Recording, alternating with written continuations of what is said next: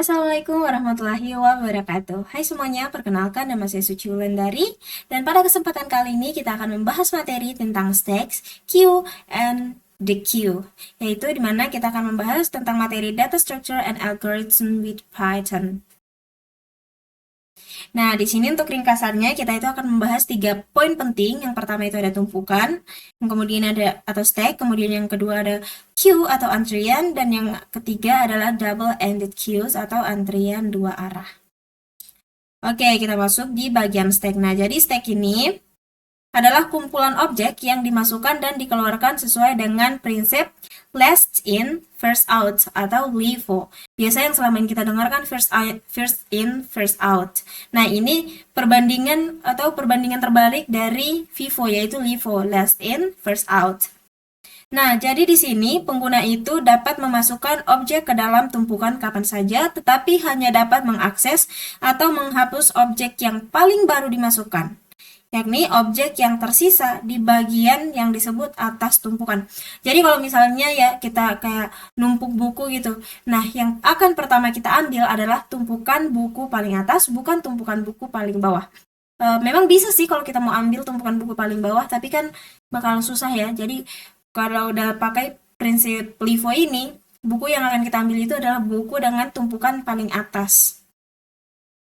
Kemudian two operation are defined on a stack.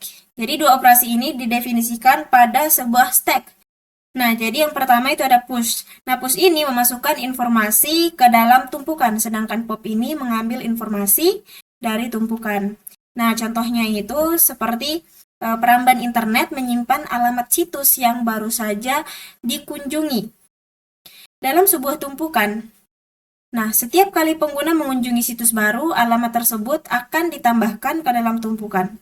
Kemudian, browser memungkinkan pengguna untuk kembali ke situs yang sebelumnya dikunjungi menggunakan tombol kembali.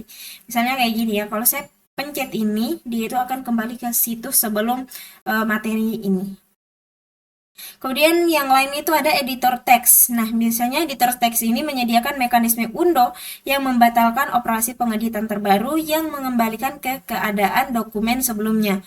Operasi pembatalan ini dapat dilakukan dengan menyimpan perubahan teks dalam sebuah tumpukan. Nah, di sini juga ternyata ada contoh gambarnya ya, teman-teman ya. Nah, di sini kalau kita lihat ya, ini ada tumpukan piring. Nah, otomatis ketika piring ditumpuk seperti ini, yang akan pertama kita ambil adalah piring dengan tumpukan paling atas dan bukan piring yang berada di tumpukan paling bawah.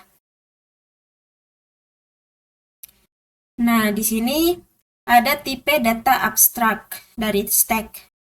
Nah, jadi secara umum ya, secara formal, stack ini adalah tipe data abstrak atau Abstract Data Type, ADT, yang sedemikian rupa sehingga sebuah instance S mendukung dua metode tersebut, yaitu metode s.push, yang dimana ini untuk menambahkan elemen E ke bagian atas tumpukan S, elemen E yang ini ya, sedangkan pop ini menghapus dan mengembalikan elemen teratas dari tumpukan S. Nah, ini bisa terjadi kesalahan jika tumpukannya itu kosong. Selain itu, mari kita definisikan metode akses berikut untuk convenience atau untuk kenyamanan ya. Kayak misalnya ini s.top. Nah, s.top ini dia mengembalikan referensi ke elemen teratas tumpukan S tanpa menghapusnya. Kesalahan terjadi jika tumpukannya kosong. Kemudian s.isEmpty. Nah, ini dia mengembalikan true jika tumpukan S tidak berisi elemen apapun. Ya, ingat, dia mengembalikan nilai true jika S tidak memiliki elemen apapun. Kemudian yang berikutnya di sini ada len S. Nah, ini dia mengembalikan jumlah elemen. Ini mengembalikan jumlah elemen dalam tumpukan S. Nah, di Python kita mengimplementasikan ini dengan metode khusus yaitu metode len. Nah, sesuai dengan konvensi, kita mengasumsikan bahwa tumpukan yang baru dibuat itu kosong dan tidak ada batasan prior pada kapasitas tumpukan tersebut. Elemen yang ditambahkan ke tumpukan dapat memiliki tipe apapun. Nah, contohnya seperti ini ya. Pertama, operasinya itu adalah s.push5. Nah, artinya di dalam stack itu kita akan memasukkan nilai 5 atau menambahkan elemen 5. Kemudian selanjutnya kita push lagi 3. Berarti di dalam stack sekarang kita punya 2 elemen yaitu 5 dan 3. Nah, kemudian di sini kita menghitung panjang S. Nah, dia di sini mengembalikan nilainya 2 karena di sini elemennya ada 2. Kemudian di sini kita s.pop. Nah, seperti penjelasannya tadi, jadi pop ini dia meremove nilai yang dimasukkan terakhir. Berarti dia di sini mengambil nilai 3 yang dimana sehingga di dalam stack itu hanya akan tersisa 5. Kemudian di sini kita akan cek dengan menggunakan kondisi s.empty. S.is empty. Nah, karena di sini tadi dia akan mengembalikan nilai benar ketika stack S itu tidak memiliki elemen apapun. Nah, karena di sini kita masih punya elemen 5, otomatis nilai yang ditunjukkan atau nilai yang dikembalikan adalah false, salah ya. Nah, begitu pula dengan seterusnya. Kita masuk pada bagian implementasi. Kita masuk pada bagian implementasi array. Implementasi stack berbasis simple array.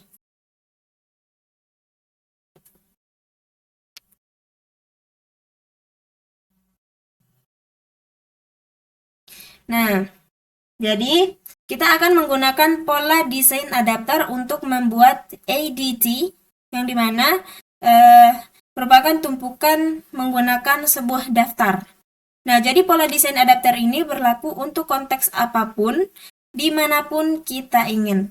Memodifikasi kelas yang sudah ada sehingga metode-metodenya sesuai dengan metode-metode dari kelas atau antarmuka yang terkait, tetapi berbeda. Nah, sebagai contohnya, kita akan mengimplementasikan stack menggunakan Python list. Nah, jadi di sini kita akan mendefinisikan pengecualian baru, empty, yang lebih tepat untuk tumpukan kosong daripada indeks error yang muncul atau daftar kosong. Nah, jadi di sini ada contohnya ya. Jadi kalau misalnya di stack method itu kita pakai s.push_e, nah maka di Python list itu dia pakainya l.append_e. Kemudian kalau di stack method itu dia pakai s_pop, di sini dia pakai l.pop gitu ya. Kalau di sini s.top, dia di sini pakai l, kemudian di dalamnya itu ada min 1. Begitu pula dengan yang lainnya. Nah, di sini ada contohnya. Kalau teman-teman mau coba, silahkan dicoba ya, supaya bisa lebih paham gitu. Di sini saya akan langsung lanjut pada bagian menganalisis implementasi tumpukan berbasis array. Nah, jadi implementasi untuk fungsi top is empty dan len ini menggunakan waktu konstan dalam kasus terburuk, in worst case. Kemudian waktu O1 untuk push dan pop adalah batasan amortisasi tetapi dapat menjadi ON dalam kasus terburuk ketika suatu operasi menyebabkan daftar mengubah ukuran array internalnya. Nah, pengguna ruang untuk sebuah stack adalah ON. Dalam praktiknya, lebih efisien untuk membuat daftar dengan panjang awal n lebih mudah daripada memulai dengan daftar kosong dan menambahkan n item meskipun kedua pendekatan tersebut berjalan dalam waktu ON. Ini untuk operation dan running time-nya.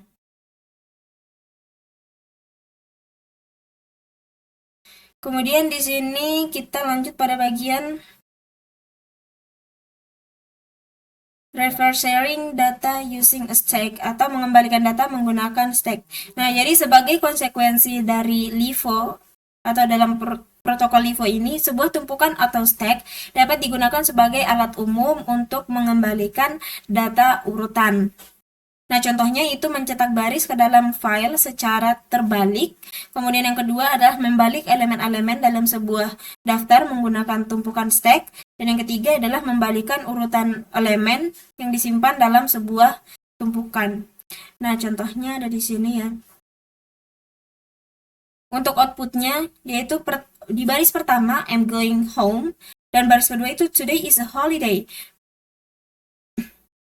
Namun ketika kita menggunakan reversing data using a stack, itu dia akan terbalik, di mana pertama itu adalah today is a holiday dan baris keduanya menjadi I'm going home.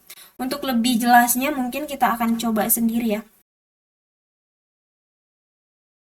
Di sini untuk kode editornya saya mau pakai Visual Studio Code. Teman-teman kalau ada kode editor yang lain boleh dipakai sesuai kebutuhan teman-teman aja. Ini saya mau buat file baru dulu. Latih 2 karena latih satunya udah ada ya. Oke, kita buat yang latih 2. Nah, jadi pertama adalah reversing data using a stage. Jadi pertama kita masukkan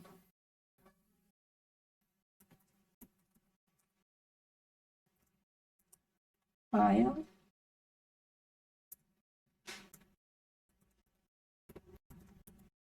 name.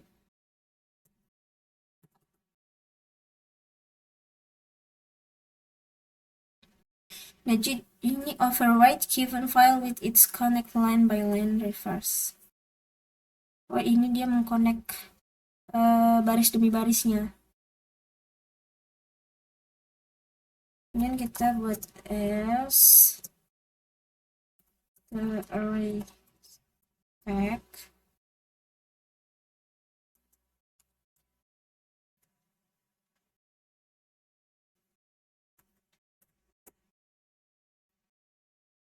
Dia nggak mau ya.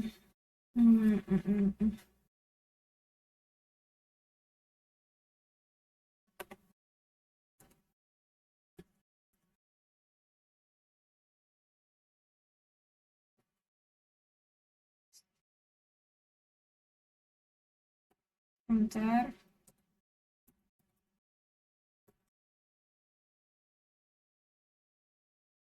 What's wrong?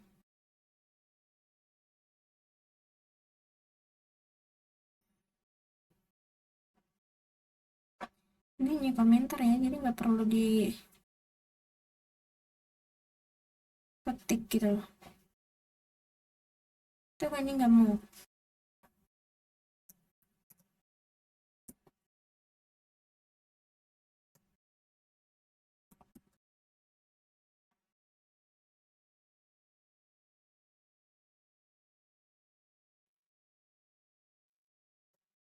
For line and original. Kita pakai pronoun for ya. That push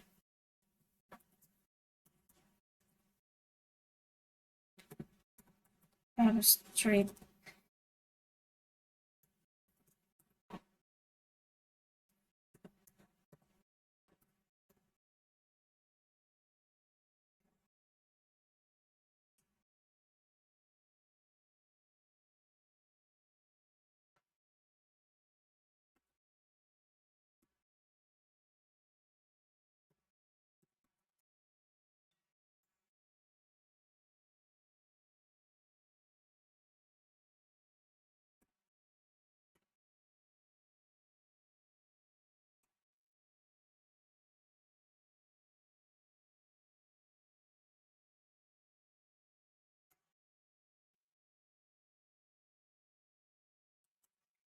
Dan untuk outputnya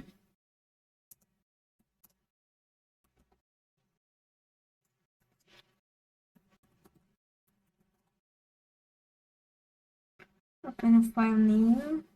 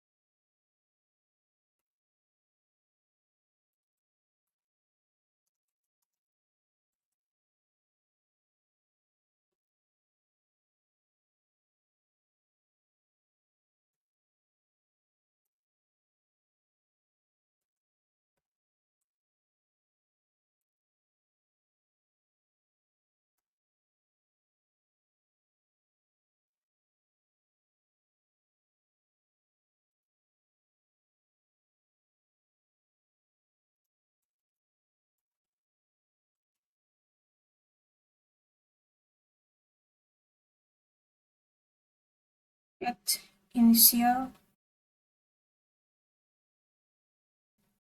Kok kayaknya error ya?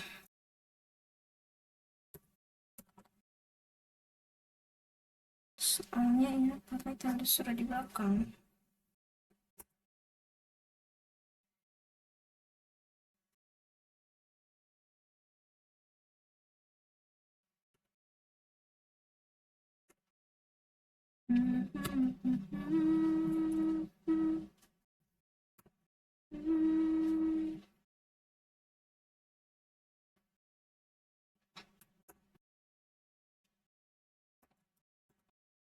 Print.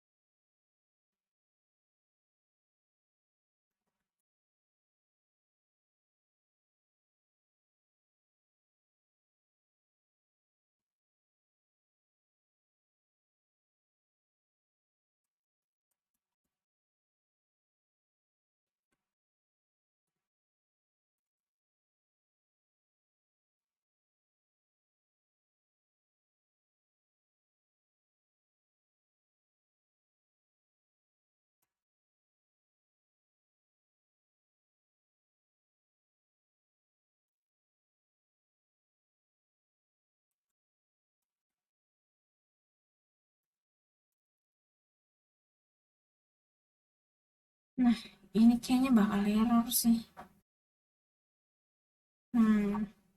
Ini ada error ya.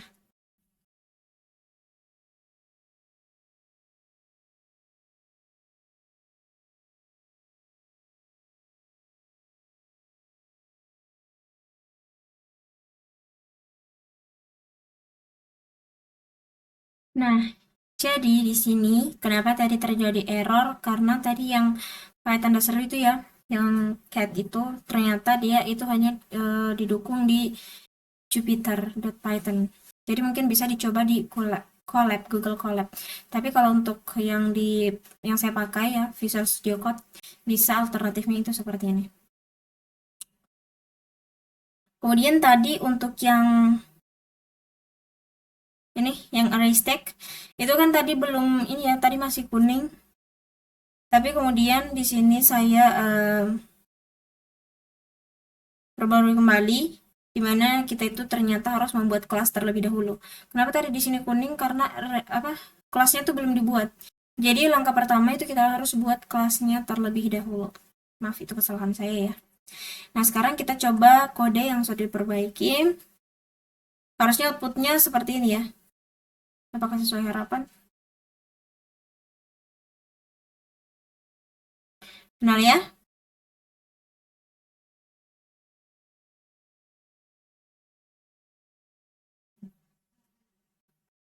Jadi fungsi yang ini, dia itu membalikan kalimat ini.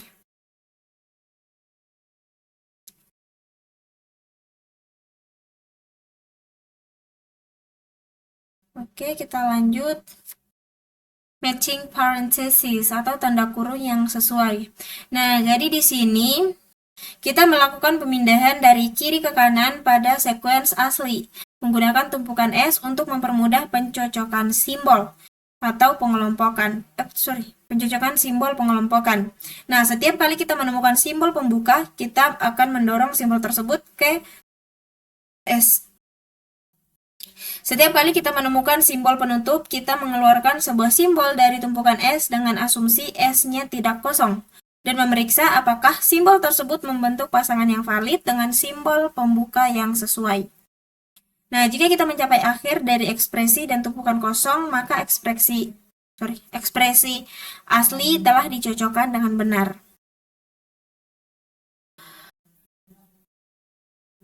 Kompleksitas waktu eksekusi adalah ON. Ya. Nah, ekspresi yang memiliki N karakter akan melakukan N panggilan ke push dan N panggilan ke pop. Panggilan-panggilan ini berjalan dalam waktu ON. Nah, kemudian pemilihan pembatas yang mungkin memiliki ukuran tetap, sehingga memberikan waktu konstan untuk perintah C di left T, right T index. Cek. Nah, di sini juga ada lagi contohnya ya. Hmm, hmm, hmm. Oke, kita bakal coba ini lagi. Kita bakal buat file latih 3. Python. Kemudian kalau kita lihat di sini dia lagi-lagi memakai kelas array stack. Nah, untuk menghindari kesalahan seperti tadi, saya mau ambil dulu nih. Ini kelas array stack-nya nih.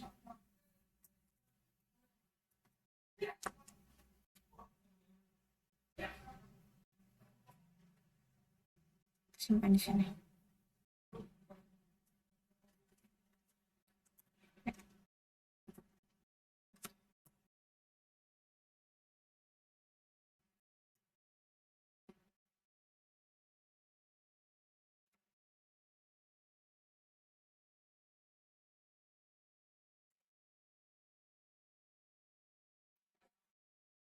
Present metode is image.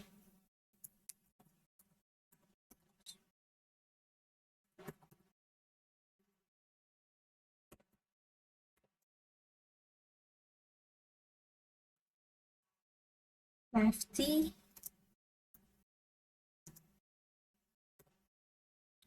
Wow. Ini. Kemudian ini. Kemudian ini.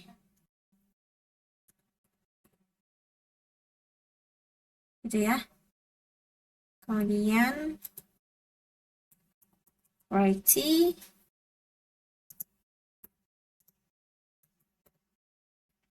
Ini, dan ini.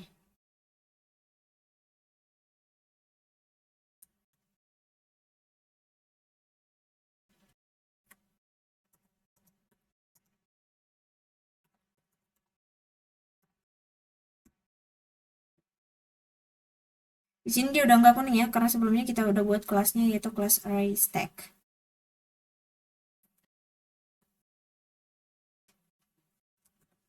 Let's see. In lefty.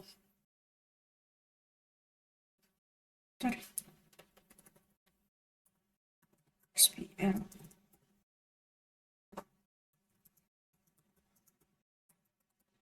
Ini.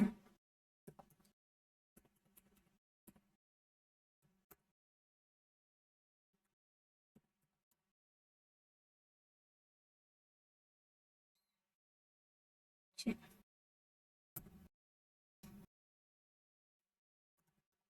Olive.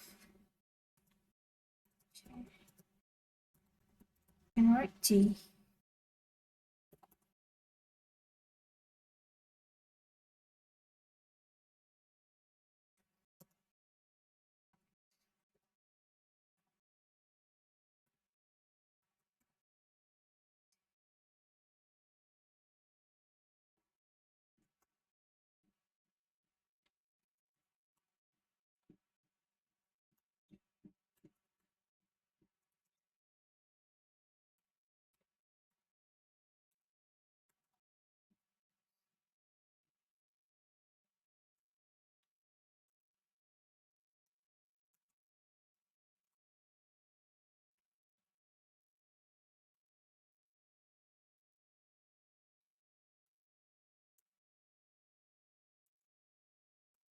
Index C.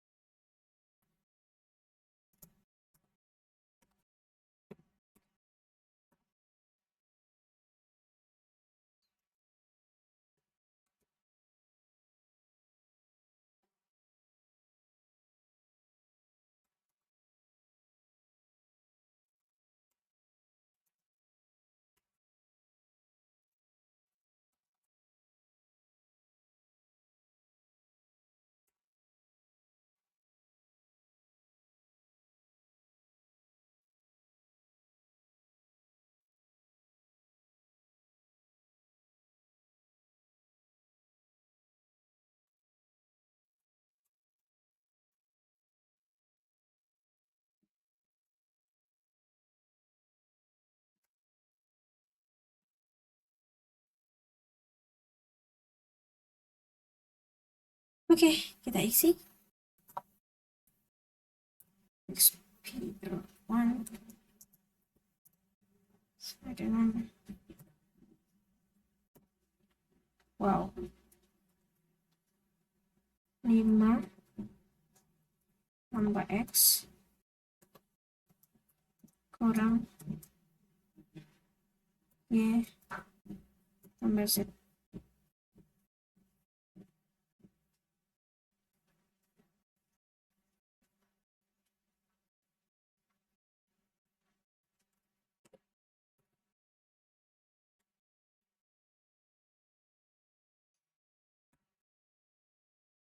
Print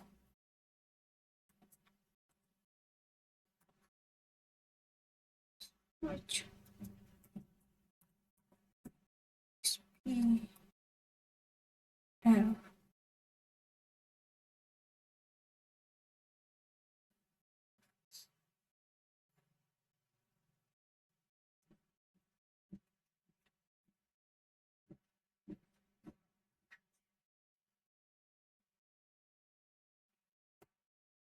Dia kuning ya?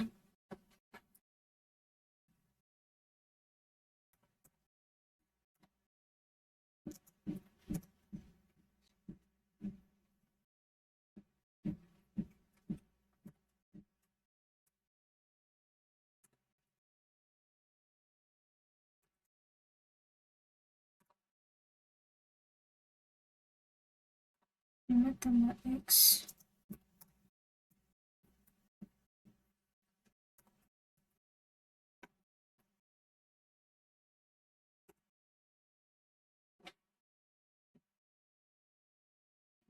tahu deh.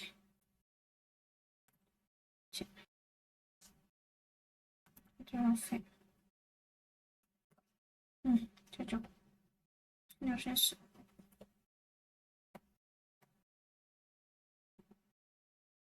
satu. Ini. Harusnya yang bakal keluar adalah false and true. Ini. Ya, betul ya. Nah, kenapa di sini false? Karena kalau kita lihat ya, bagian kirinya itu kurung siku, sedangkan yang ini kurung kurawal. Nah, kenapa yang kedua itu true? Karena yang sini kurung siku, dan kemudian di sini juga kurung siku. Jadi dia mengembalikan true sama ya outputnya.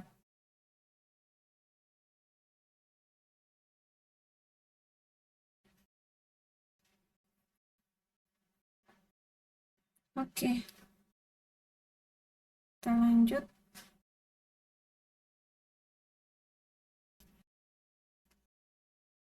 Mencocokkan tag dalam bahasa markup. Nah, jadi kode samping ini menunjukkan penggunaan stack dalam memeriksa tag yang cocok dalam dokumen HTML. Wow, so long and so many words. Oke, dan kita akan coba ini. Next, kita akan bahas queue atau antrian. Sebelum itu kita bakal coba yang ini dulu. Wow. Kita buat lagi file baru, latih 4 ya. Latih 4 Python. Sebelum itu kita akan ambil dulu kelasnya lagi. Soalnya dia juga ini pakai array stack kayaknya.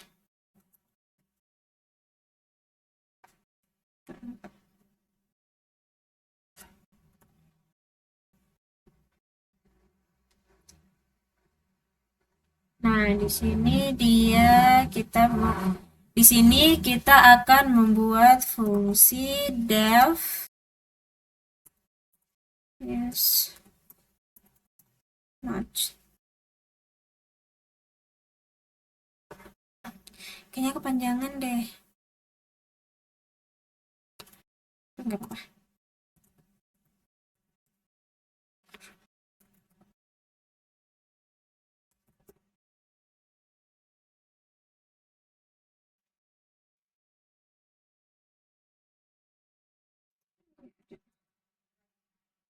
restack,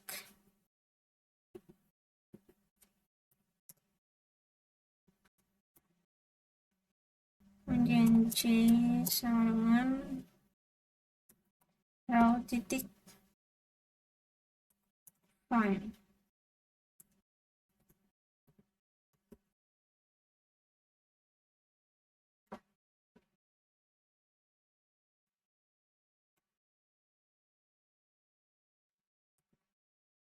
Jika C-nya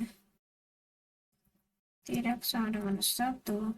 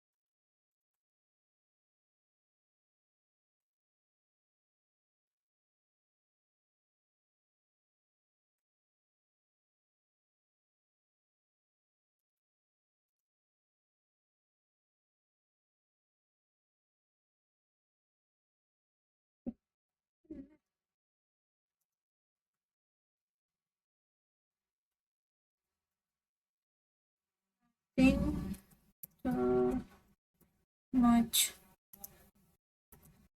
with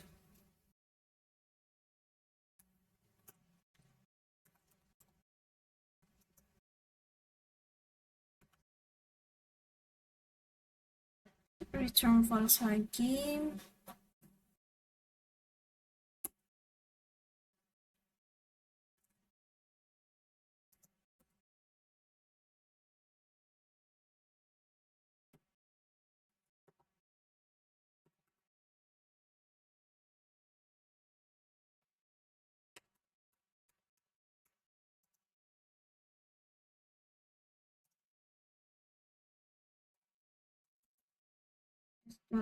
Pop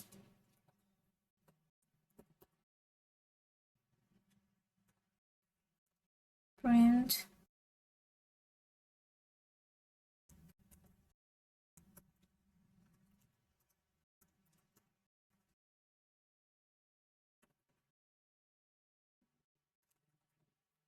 match. Duh, mismatch.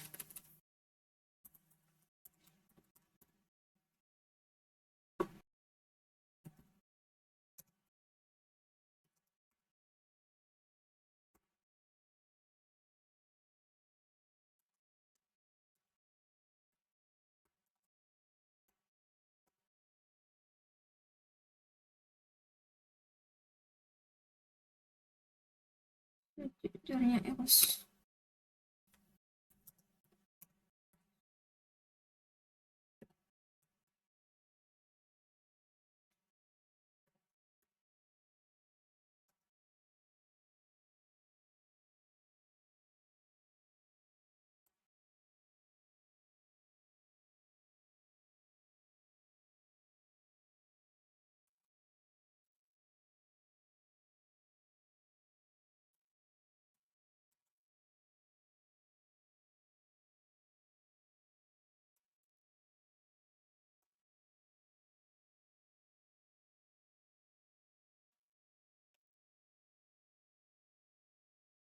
Wah, panjang banget.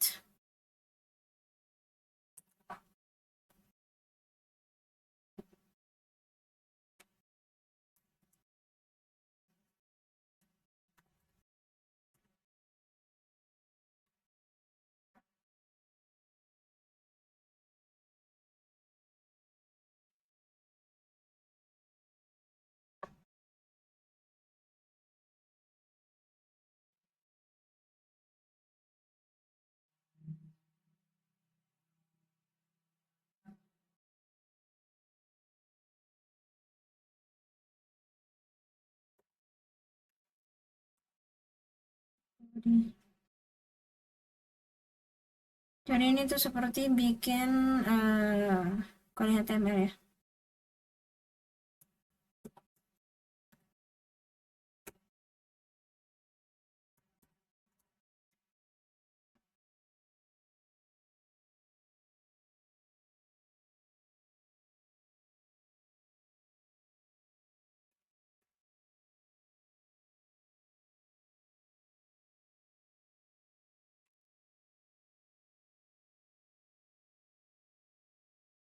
Hmm,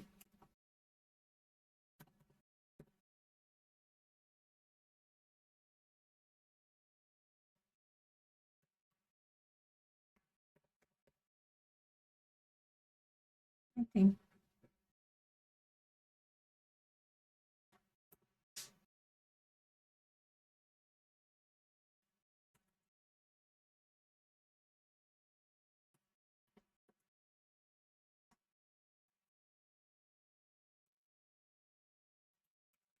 Sebentar.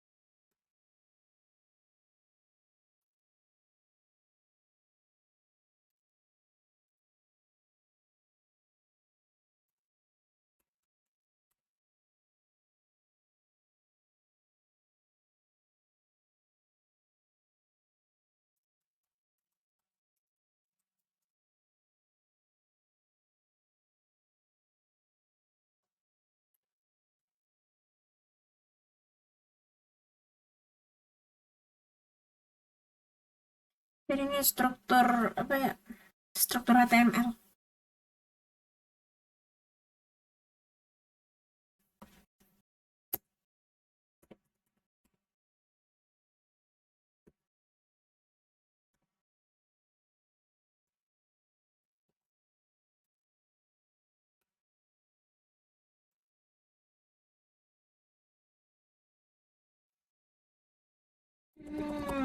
Ketik sembarang aja.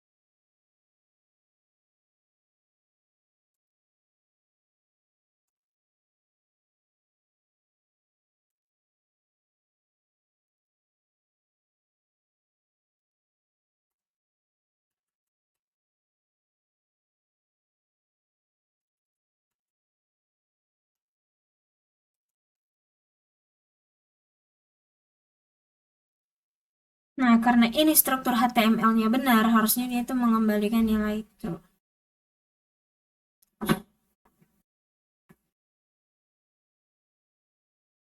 What's wrong? Oke. Text start with.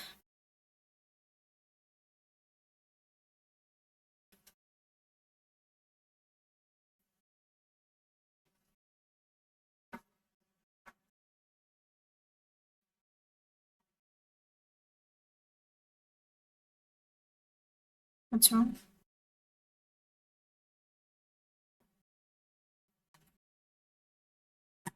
Harusnya udah bener nggak sih?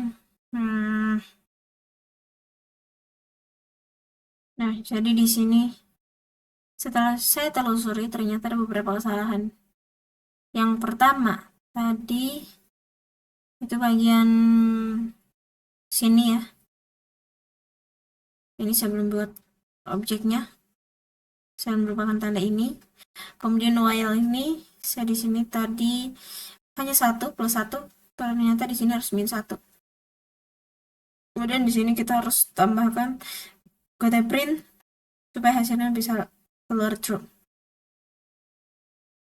Coba. Nih, muncul ya.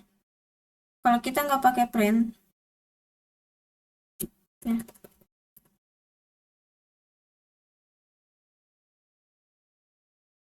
dia nggak bakal keluar kosong.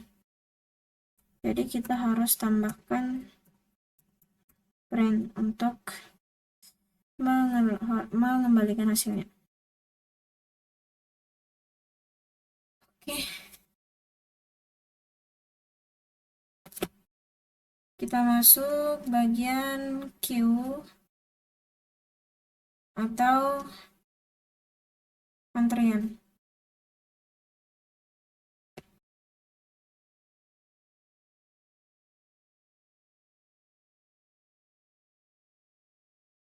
Nah, jadi ini adalah sepupu terdekat dari stack ya.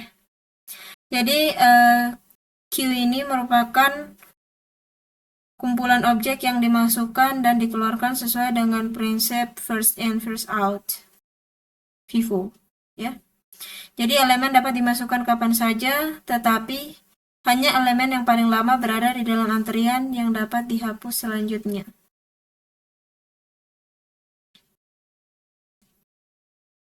Oke, elemen dapat dimasukkan kapan saja, tetapi hanya elemen paling lama berada dalam antrian yang dapat dihapus selanjutnya. Itu kayak gini ya.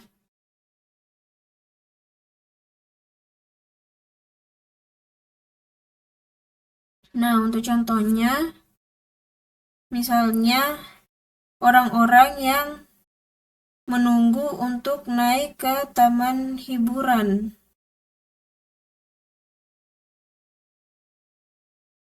Menunggu untuk naik ke taman hiburan.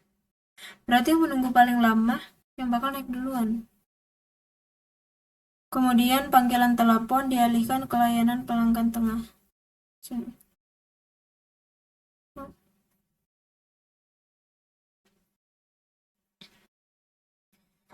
Kemudian tipe data abstrak antrian.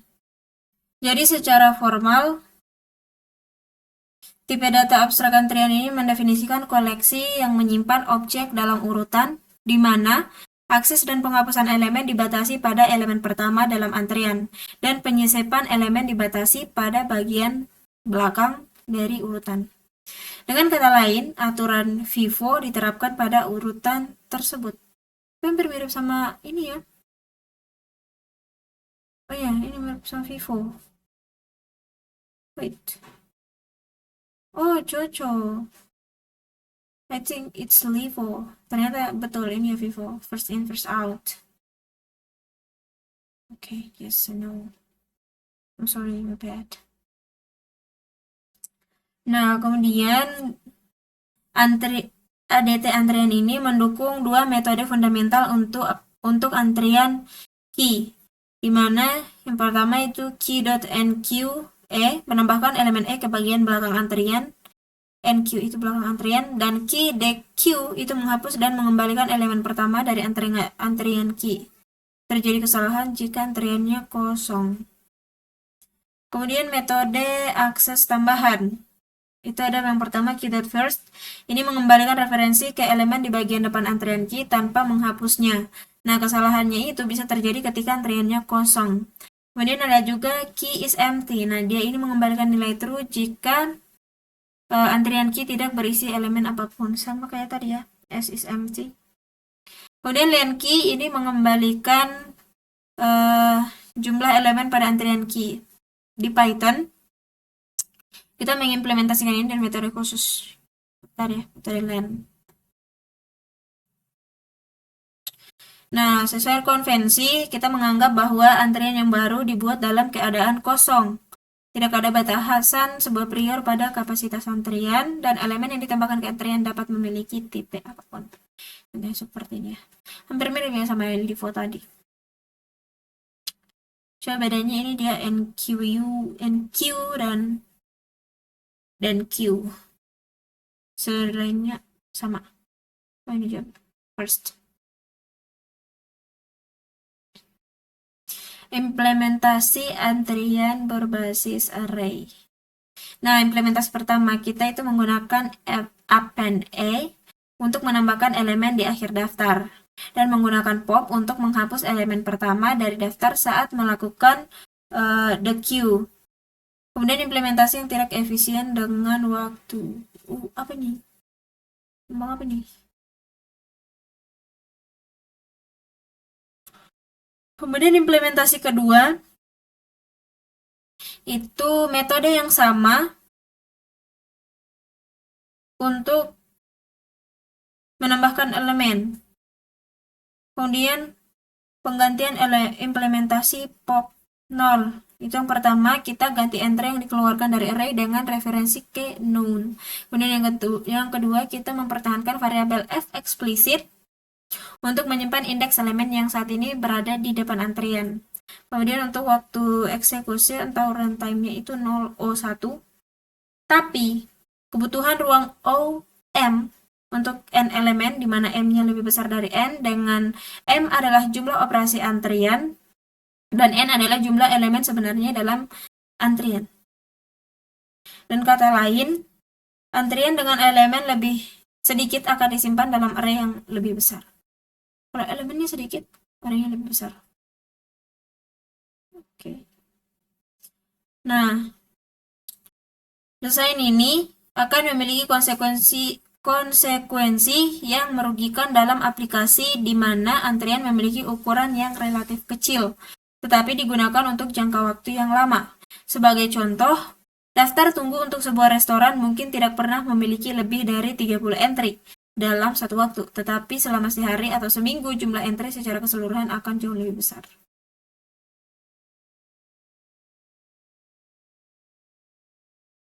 Contoh implementasinya kayak gini ya.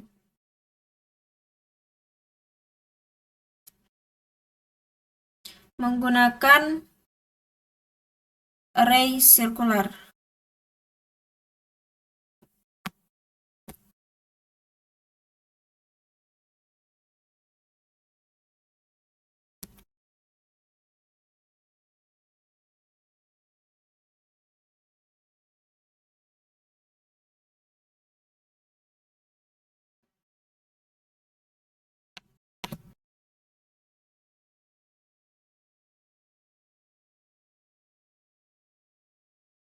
Atau menggunakan array secara melingkar. Nah, jadi kita mengizinkan bagian depan antrian bergeser ke kanan dan mengizinkan isi antrian untuk melingkari akhir array yang mendasarinya. Kita mengasumsikan bahwa array dasar memiliki nilai tetap panjang n yang lebih besar dari jumlah elemen sebenarnya dalam antrian. Elemen baru dimasukkan ke dalam antrian di bagian akhir. Bagian akhir. Iya, bagian akhir.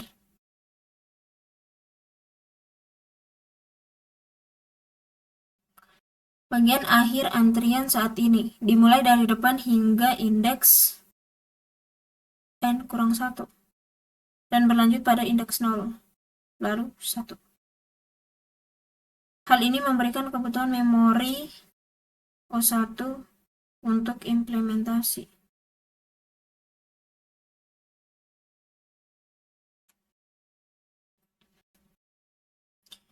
Implementasi antrian Python.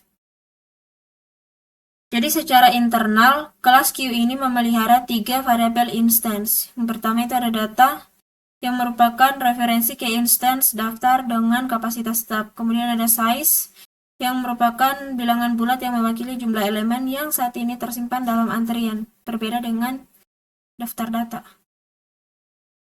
Kemudian ada front, yang merupakan bilangan bulat yang mewakili indeks dalam data dari elemen pertama antrian dengan asumsi antrian tidak kosong.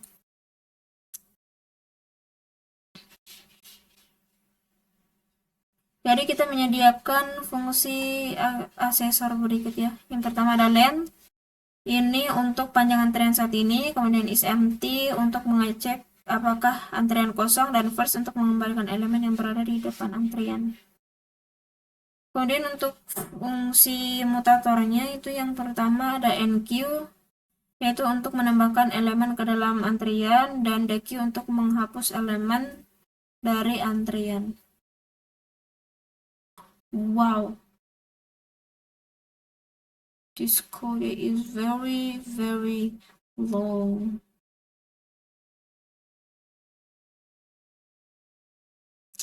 Untuk teman-teman yang mau coba, bisa dicoba ya untuk bagian Vivo, first in first out. Kita lanjut bagian menambahkan dan menghapus elemen. Nah, jadi indeks tempat elemen berikutnya ditambahkan ke entry. Itu contohnya seperti ini ya. Nah, selama proses pengembalian antrian, nilai pada indeks self front itu dikembalikan dan dihapus. Indeks front diperbarui ke posisi berikutnya dalam lingkaran antri. Kayak gini, contoh datanya. Kemudian untuk mengubah ukuran antrian, ketika array yang mendasarinya, kapasitas penyimpanan dari daftar yang mendasarinya digandakan, kemudian referensi dari daftar lama disalin ke daftar baru. Selanjutnya saat mentransfer konten, kita sengaja menyelaraskan bagian depan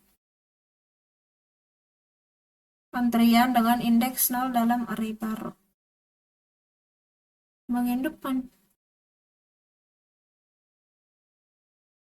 Contohnya kayak gini.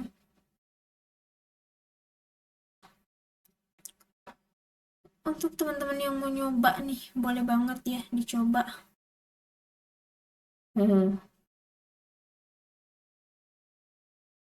Ini kodenya nih.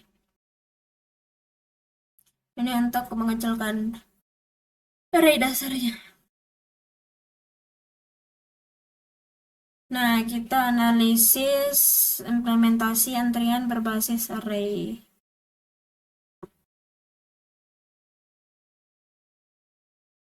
Seperti ini ya.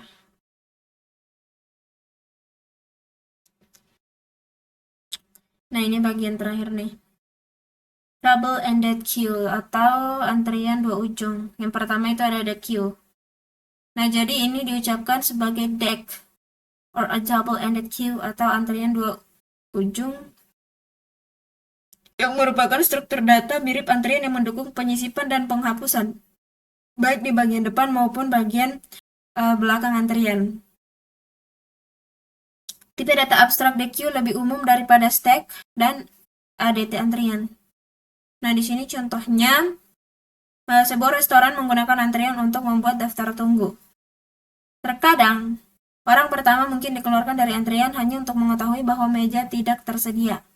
Biasanya, restoran akan memasukkan kembali orang tersebut ke posisi pertama dalam antrian. Bisa juga pelanggan di ujung antrian menjadi tidak sabar dan tinggalkan restoran. Tipe data abstrak DQ. Nah, ADT DQ ini didefinisikan sedemikian rupa sehingga DQD mendukung metode-metode berikut. Yang pertama itu D at first A, yaitu menambahkan elemen ke depan DQD. Kemudian D at last A, ini itu menambahkan elemen E ke bagian belakang DQD. Kemudian D delete first, ini untuk menghapus dan mengembalikan elemen pertama dari DQD, dan akan terjadi kesalahan jika DQ-nya kosong. Kemudian ada D delete last, ini menghapus dan mengembalikan elemen terakhir dari DQ, dan akan terjadi kesalahan jika DQ-nya itu kosong. Selain itu, ya, ADT-DQ ini akan mencakup asesor berikut. Yang pertama ada the first. Ini dia untuk mengembalikan tetapi tidak menghapus elemen pertama dari DQD. Terjadi kesalahan jika DQ tersebut kosong. Kemudian ada last, ini mengembalikan tetapi tidak menghapus elemen terakhir dari DQD, dan akan juga terjadi kesalahan jika DQ tersebut kosong. Kemudian ada D is empty. Nah, ini untuk mengembalikan true jika DQD tidak berisi elemen apapun. Dan yang terakhir ada len D, sama seperti sebelumnya ya, dia mengembalikan jumlah elemen dalam DQD. Dan di dalam Python kita mengimplementasikan dengan cara khusus, yaitu metode len. Implementasi DQ dengan array melingkar. Yang pertama itu kita akan mempertahankan 3 variabel instance yang sama, yaitu data, size, dan juga font. Kemudian di belakang antrean itu seperti ini ya. Kemudian di bagian depan seperti ini.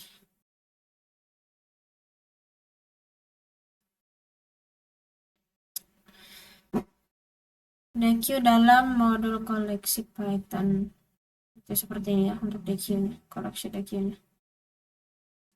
Deskripsinya ini, contohnya ini. Nah, jadi kelas DQ ini didokumentasikan secara formal untuk menjamin operasi dengan waktu O1 di kedua ujungnya, tetapi operasi terburuk dengan waktu ON ketika menggunakan notasi indeks di dekat tengah DQ. Oke guys, kita sampai bagian ringkasannya ya, ringkasan dari materi yang sudah kita pelajari malam ini. Jadi yang pertama itu kita, seperti yang sudah dikatakan tadi ya, kita telah mempelajari 3 ADT berikut, yaitu ada stack, queue, dan DQ. Kemudian mengimplementasikan ADT ini menggunakan list Python, dan yang terakhir adalah menganalisis kinerja implementasi ini. Jadi saya rasa materi untuk malam ini cukup. Saya Suci Wulandari, pamit undur diri. Wassalamualaikum warahmatullahi wabarakatuh. Sampai ketemu di video selanjutnya.